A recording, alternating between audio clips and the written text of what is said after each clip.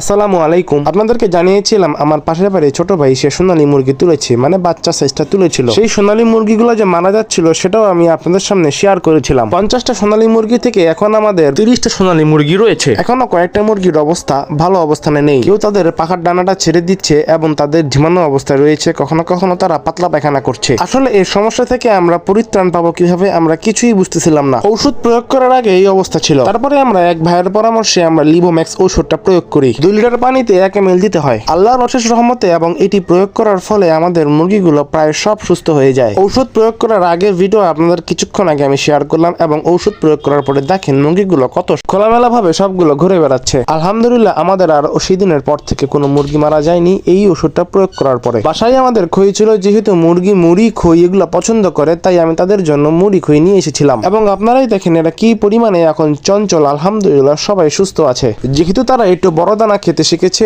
এবং মুরগিগুলো খুব সহজেই সুন্দরভাবে এই খইগুলো খেয়ে ফেলছিল। সবাই আমার ছোট ভাইয়ের মুরগিগুলোর জন্য দোয়া করবেন। আসসালামু আলাইকুম ওয়া রাহমাতুল্লাহ।